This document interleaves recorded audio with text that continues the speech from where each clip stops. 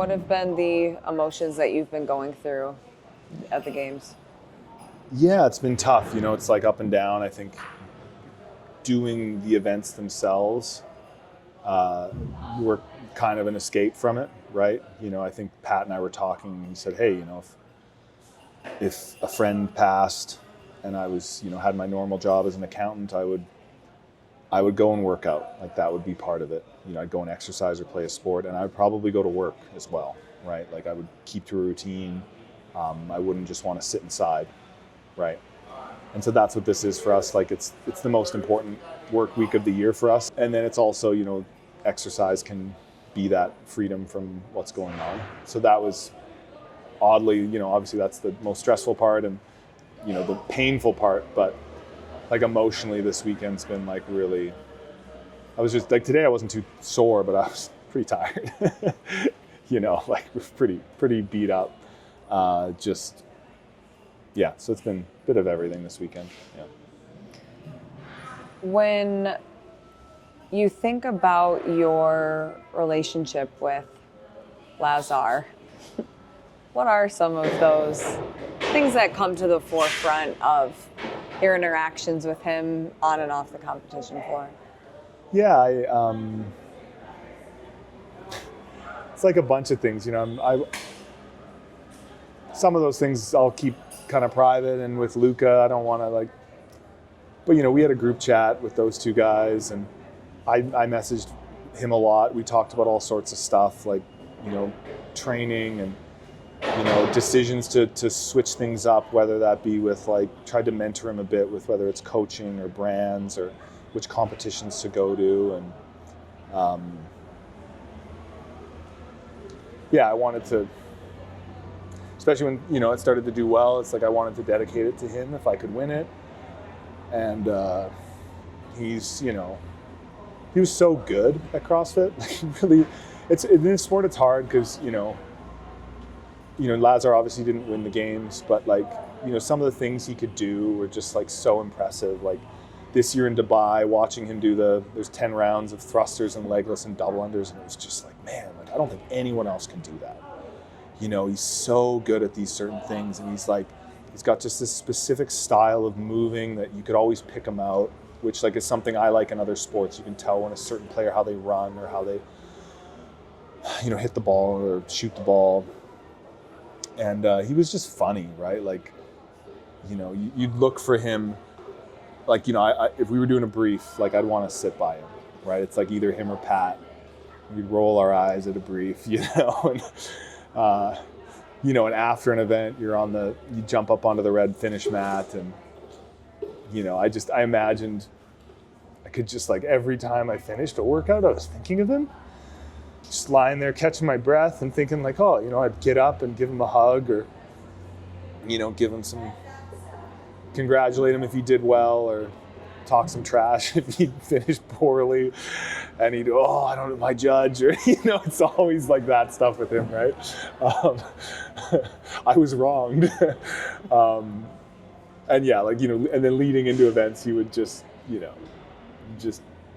had a lot of confidence. And this, it's hard too, is and we all believe every year's our year, but he just felt he had this momentum building. He just man, I think I figured it out in Dubai, starting to piece some things together and switch some things up with his coaching. And semis, he just looked really good. He looked more well-rounded.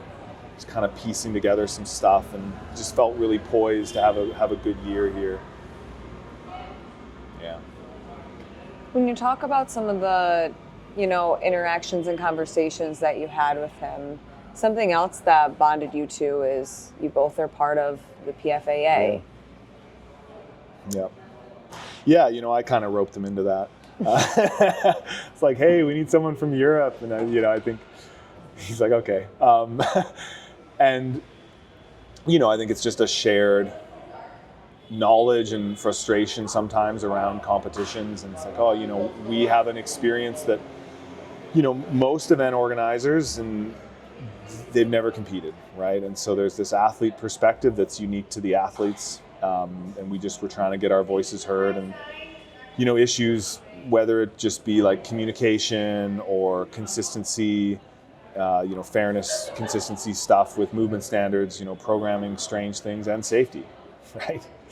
And, a lot of times it kind of felt like we were shouting into the sky, and it's only so much you can do without like a ton of athlete support to really like force change.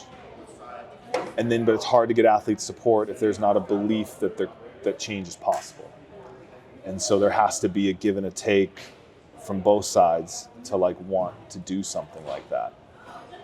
And so we just, I've done my best, and I could always have done more, and I will continue to try to do more. And it's just hard because there's been much smaller moments than this, but whether it's the step-ups and quarters or the V-snaps and quarters before that, or last year's semi-sleds, or last year's semis air runners, or, there's all these things that everyone gets worked up about, and then it sinks down, and, trying to like keep people angry is really hard, right?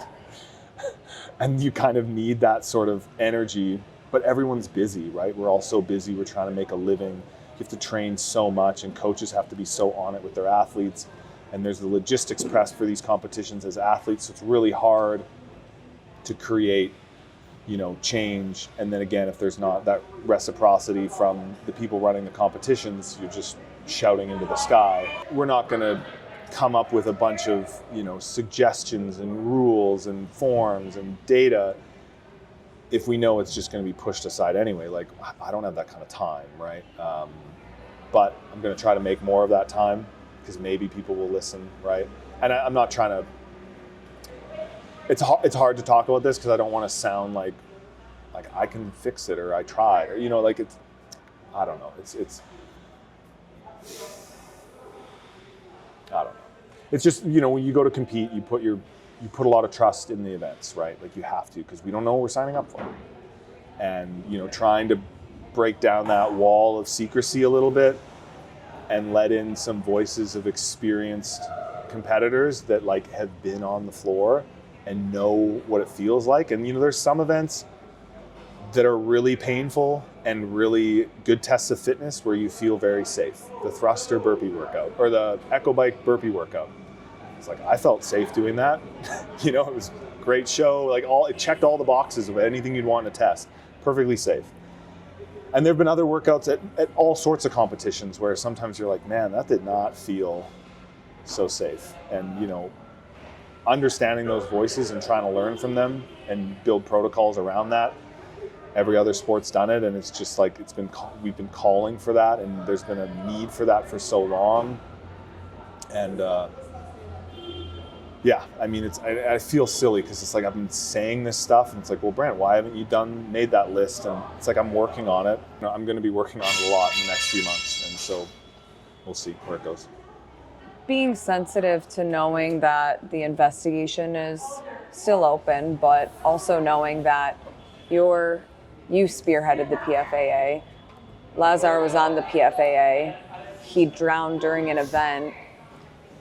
Does that feel like, not that the work hasn't paid off, but is there a feeling of enough hasn't been done? Or like, is there anything top of mind when it comes to the way that he was taken? I don't know. I think what's hard is with something. So often, something I think about when it comes to the creation of events at competitions is there an alternative, right? So like that morning, if we were to wake up and just out of nowhere, it was just incredibly hot, just like unbelievably hot outside, and the water was smoking. What was the alternative? Show goes on? Like, I don't know. And maybe there was an answer to that, but it's like, if we woke up and they tested the lake for temperature, or they tested the lake for E. coli, or there was, rain, or there was the heat, like, was there an alternative? And that's, you look at 2018 when it was raining and we did the CrossFit Total outside. Hey guys, go back squat. Carone blows his knee on a wet wooden platform. Clearly, we're this tight schedule. We gotta go. We got this, then that, then this, and we're all in a window of time, and we don't have time to reschedule, so you gotta go. Right? There needs to be alternatives when things, if it's weather or whatever, or even like every 1 in 10 men were popping their pecs on the rings in 2017, and it's just like, okay, let's do it again next week. Interesting, 1 in 10. Let's do it again next week. Interesting, 1 in 10 men. And it just kept happening. It's like, what's the protocol for changing things when it's, and like, you can't predict everything. I get that. And then also the other thing is, because everything's made up, you can do anything, right? And so with the swim, and we will swim again in CrossFit competitions, right? Like, people will be swimming in salt water, in open water, fresh water, in pools, right? Like, it will happen again. What is the appropriate number of, like, that event could have been a little triangle swim. You come back in, you do 5 dumbbell snatches, triangle swim, and then the density of safety personnel would have been higher per person. Do you know what I mean? And per distance. And so I don't know the number of, that's not something I know, but we just assume that that's known, that they have that covered. Hey, they have the right number of people in the water for us. They've determined that the water's not too hot. They've determined that the water doesn't have E. coli. They've determined it's not too hot outside. Like, we're putting that trust in the competition, whether that's this competition or another competition, right? And so with that swim distance, it's like, yeah, it could have been a little 100-meter loop, and you come out and you do something else. It could have been just burpees, running and burpees, and then you didn't have to, like, there's an unlimited number of possibilities. Did the PFAA raise concerns when the event was announced, or when you knew that you would be swimming? No, I mean, last year we had a list of 15 things that we presented to CrossFit. This was a lot of work to do this last year, where we presented a list of things that we were requesting from CrossFit. You can attach this, I can send it to you or whatever. We got 40 of the 80 games athletes, individuals, to sign it, saying, like, I support these things. And CrossFit then responded to each one of those line items saying, like, yes, we'll do this, we'll try to do this, we might do this. This is, no, yes, maybes kind of thing. We didn't do that this year. Earlier this year, our big thing was the heat, right? We were like trying to say, like, hey, like, the heat is a concern. And some people are like, oh, it's hot in Texas, deal with it. Like, that kind of stuff. It's like,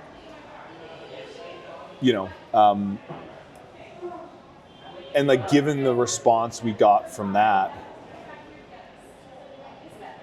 like, it just kind of, like, there were other things we've been working on behind the scenes, and I'm like, it's clear that they don't want our feedback on that. Like, you can look at what we presented to them as options, because it was about heat prep. It wasn't about, we know it's hot outside, but as an athlete from New Zealand or something, a colder climate, there's a certain, if you get here and you're not heat prepped, and then there's a heat workout, you're in trouble. You can heat prep, but you need to know, and it's expensive, and it's a logistics issue, and it's time consuming, and there's a monetary cost associated with that, and there's teams here from South Africa, and there's teams here from New Zealand.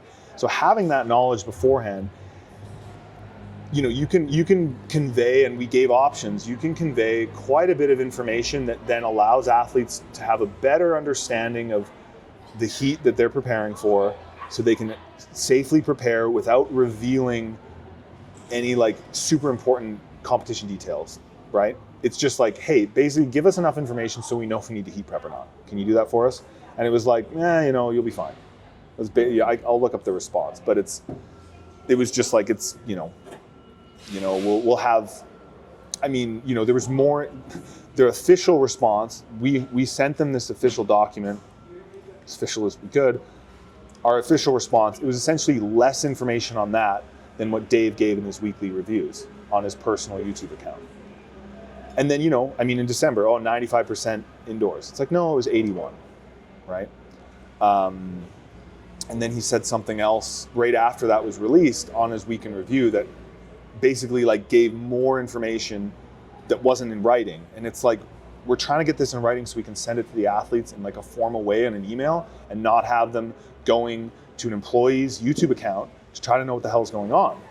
And this is a matter that is integral to the safety of athletes' preparation for the competition.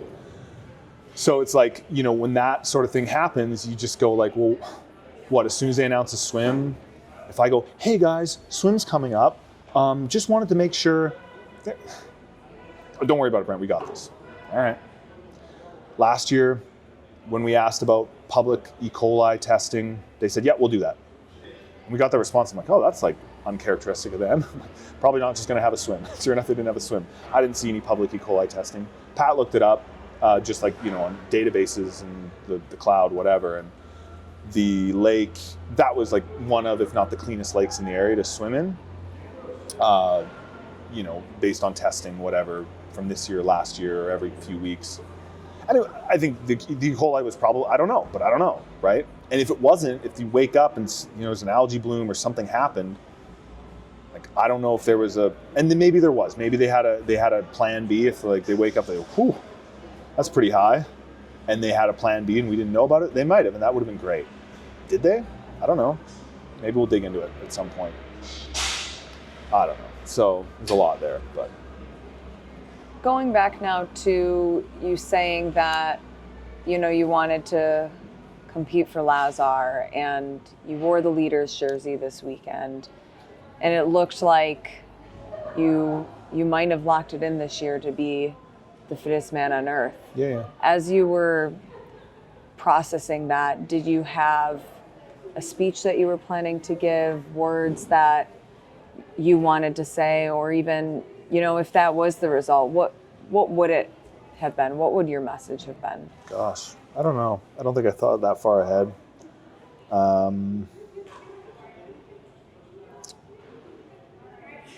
don't know. What would I say?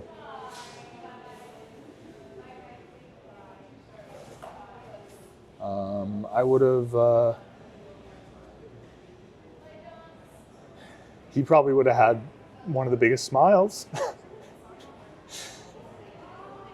And would have given me one of the biggest hugs of all the boys, right? Like,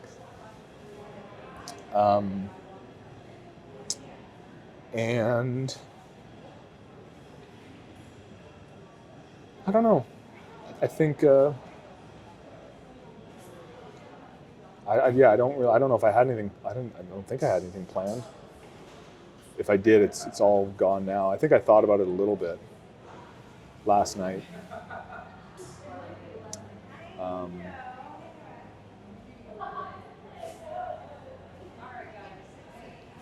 Yeah, Lazar was a friend, right? And he was like a true competitor, and he was like really passionate about, you know, trying to win and trying to compete and helping his brother, helping his family with, like, you know, what the sport was giving him and financially and otherwise, right? Like the opportunities, just like,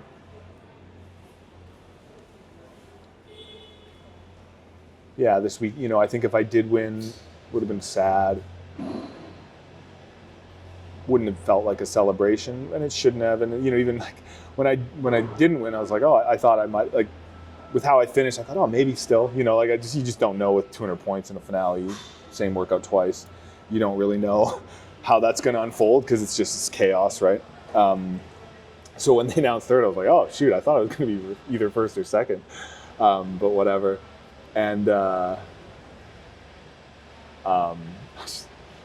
also, like, didn't really care, kind of. Like, I've definitely had some, like, bad final events or whatever. I had some great final events too, and some of those have stung. And this one, I'm just like, get me out of here, kind of.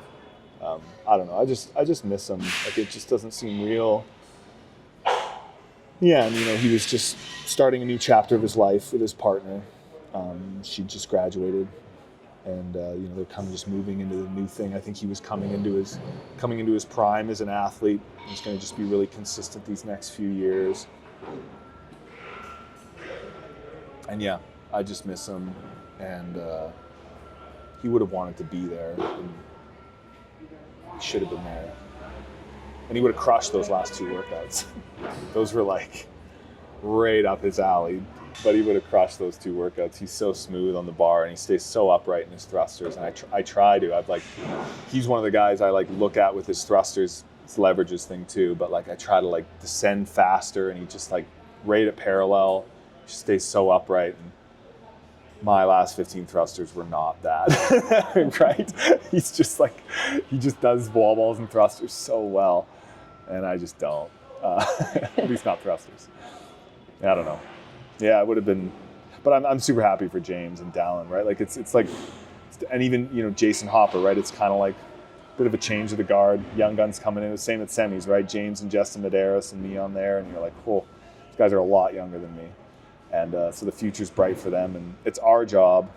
It's my job, and the rest of the fellas to leave the sport in better shape than we had it, right? And because I feel the sport's has more opportunities for me than it did for Graham Holmberg and Dan Bailey and that whole crew, and so it's our responsibility to make sure that this next wave of guys has it, and girls has it better than we do, and I think that's more on us. I think it just kind of naturally happened from that first generation to ours, and now I think what needs to be done is going to take a little more work.